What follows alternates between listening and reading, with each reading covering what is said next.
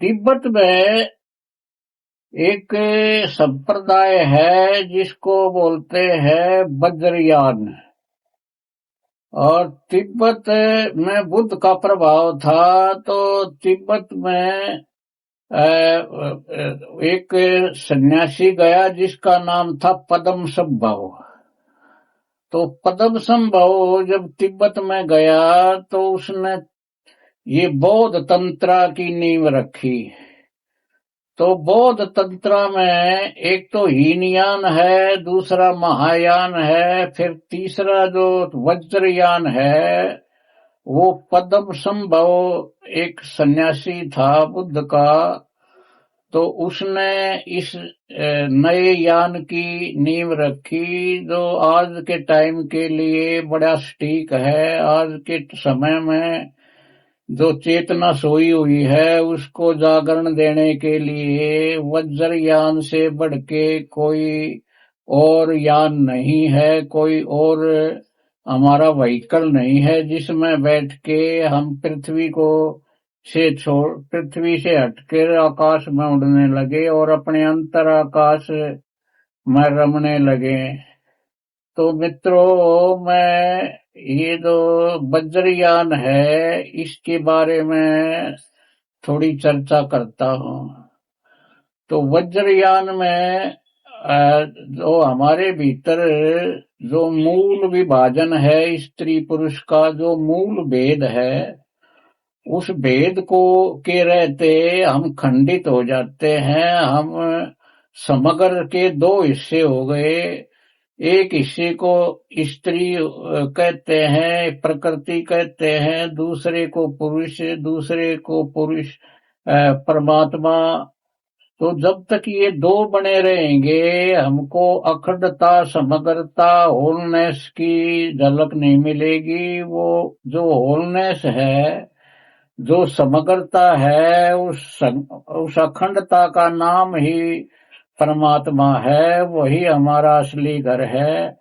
और हम तो जैसे अभी हम हैं, जो मन जिस सोच से हम गिरे हैं उसमें दो तो क्या, उसमें तो असीम करोड़ों हम हिस्से में टूट के एक छोटा सा राई का दाना बने हुए हैं। तो कहाँ तो बूंद और कहाँ समुंदर। हम तो बूंद होकर के गुजारा कर रहे हैं। अब बूंद की क्या बिसात है कि वो शक्तिशाली है, वो तो दीनहीन दुर्बल ही बनी रहेगी। उसको तो थोड़ी सी हवा की गर्मी भी सुखा सकती है। तो ये बूंद होना आदमी का नरक है, क्योंकि आदमी का जो स्वभाव है वो समुद्र है, आत्मा समुद्र है। और हमारे को ये जो मन है, जो बाहर से थोपी हुई धारणाएं हैं, मान्यताएं हैं, जो दूसरों ने हम पर थोप दी, उन्होंने हमको सागर से बूंद बना दिया। तो दोस्तों, ये बूंद होकर जीना एक नरक में जीना है, एक नाकुछ होकर जीना है। और आप में तो इतनी क्षमता सोई हुई है कि आप प्रकृति को हुक्म दे और प्रकृति तो आपकी नौकरानी की तरह काम करे। आप मालिक हैं, आप ब्रह्मांड के मालिक हैं, आप समय ब्रह्म हैं, आपसे बड़ी कोई सत्ता नहीं है। तो अपने को समझो और अपने इस बूंद होने से निकल करके अपने सागरीय अस्तित्व को जगाओ। तो इस जगाने की मैं जो वज्रयान था उसकी विधि बताता हूँ। तो वज्रयान में वो जो दो टूटे हुए जो खंड थे स्त्री पुरुष के, वो दोनों एक होने के लिए जब लालायित होते हैं तब सच में एक दूसरे में खो जाते हैं। तो वो एक समग्र हिस्सा बन जाते हैं। जैसे दो नमक के पुतले हो और वो सागर में छलांग लगा दें तो पिघल कर सागर ही हो जाते हैं, ना तो स्त्री रहेगी ना पुरुष रहेगा। तो ये वज्रयान का सूत्र है। तो इस यान में जो मंत्र भी उसने पद्म संभव में दिए कि ओम माणी पद में हूं, जिसका शाब्दिक अर्थ ये है कि स्त्री का शरीर जो है वो योनि की तरह है, पुरुष का शरीर लिंग की तरह है। इसलिए ये जो वज्रयान है ये शिव शक्ति, ये हिंदू तंत्रा से मेल खाता है। तो हमने पुरुष ऊर्जा को लिंग की तरह माना है और स्त्री ऊर्जा को योनि की तरह माना है। तो ओम वाणी पद में हुम का अर्थ है कि जब लिंग और योनि एक दूसरे में विलीन हो जाते हैं तब वो भेद खत्म हो जाता है और हम समय सागरीय चेतना में अपने को जागा हुआ पाते हैं। तो ये मंत्र ऐसे समझ से अपने प्राणों में गुंजार करो तो सच में ही आप अखंड हो जाओगे। तो उन्होंने इस मंत्र को एक जबान से कहने की बजाय एक बाउल बनाई जिसकी टंकार से ये मंत्र खुद ब खुद निकलता है। तो मेरे पास वो जो तिब्बतियन गोंग है वो है, अभी मैं उसको एक, उसमें भी दो होते हैं। ये बावल तो योनि की तरह है और जो टंकार करता है जो रॉड है वो शिवा है, वो पुरुष है। और तो स्त्री पुरुष जब एक दूसरे में समाहित होते हैं तब ये ध्वनि समय निकलती है। और ये ध्वनि जो सुन लेता है, चाहे उसको पता हो या न पता हो, उसके भीतर ये यिन यांग, ये जो अपोजिट पोलरिटी आपस में मर्ज एंड मेल्ट होने लगती है और वो अपने अंतराकाश में जागने लगता है। तो इससे बढ़ के आज के दिन कोई ध्यान की पद्धति नहीं है मित्रों। अगर आप ये मेरी बात सुन रहे हो और आपको ये समझ में आ जाए, ये बात आपको हजम हो जाए, तो इसी जन्म में आप अपने भीतर अंतरात्मा को छू सकते हैं और इस जन्म मरण की चक्कर से बाहर हो सकते हैं। तो आज मैं पहली बार आपको ओम मणि पद में हुम का आपको शाब्दिक अर्थ भी समझा दिया। अब इस शब्द का अर्थ से गहरा उसकी वाइब्रेशन को फील करना है।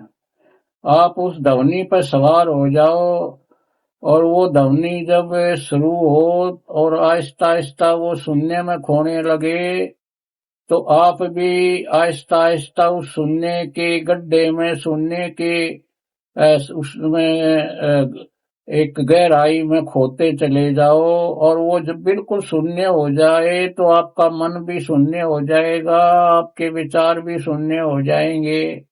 और जब विचार शून्यता घटित होती है तब उस शून्य को आकर के एक आत्मा का जादू है वो भर देता है और आपको पता लग जाता है कि मेरे भीतर बहुत बड़ी जो शक्ति थी वो जाग गई है, अब तक सोई हुई थी। और उस शक्ति के जागरण के साथ आप भिखारी से बादशाह बढ़ जाएंगे। तो पहली दफा आप उस ध्वनि से भिखारी से बादशाह हो गए तो इससे बड़ी क्रांति और कहाँ घटित होगी। तो ये बादशाहत लोगों भीतरी है। हर आदमी जो जितना बाहर से धनवान होता जाता है वो भीतर से उतना ही गरीब होता जाता है। ये बाहर की संपदा आपके भीतर की जो भिखारीपन को नहीं भर सकती। चाहे आपको सिकंदर की तरह सारी पृथ्वी ही जीत ली जाए तो सिकंदर के हाथ खाली ही रहे, खाली ही रहेंगे। तो मेरे कहने का अर्थ है कि बाहर की संपदा धन है, यश है, पद है, आपके भिखारी की झोली को नहीं भरेंगी। पहली दफा ये ध्वनि और ये विज्ञान, वज्रायन का जो विज्ञान मैंने अब तक समझाया, ये आपके भिखारीपन को धो डालेगा। आप पहली दफा बादशाह होगे। तो अपने पूरे प्राणों को अपने कानों में ले आओ और पूरे प्राण आपके कान बन जाएं और मैं इस ध्वनि को सुनाऊं तो इस ध्वनि के साथ ही रहना। और ये जो जो सुनने में खोती जाए आप भी खो जाना। तो मित्रों जागो और मैं ये प्रयोग को आरंभ करने वाला हूँ। जय हो, जय हो, जय हो। तो अटेंशन, पूरी अटेंशन, पूरे ध्यान को इस वर्तमान क्षण में ले आओ और ये ध्वनि के साथ यात्रा करो।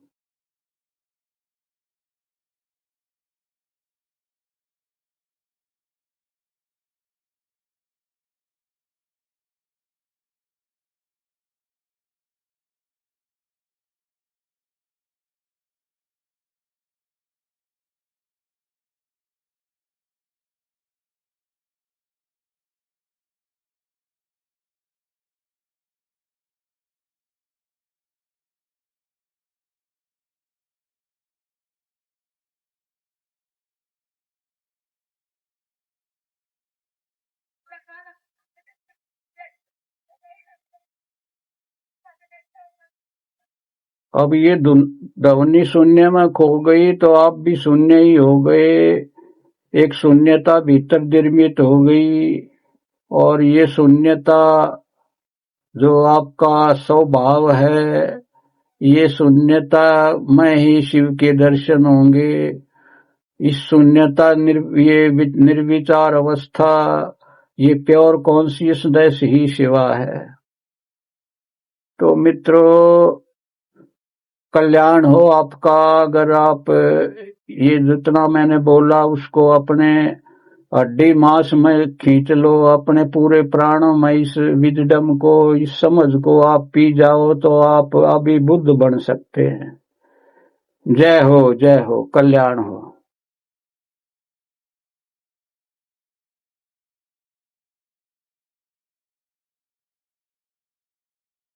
मतलब ये वीडियो बेशक आप वीडियो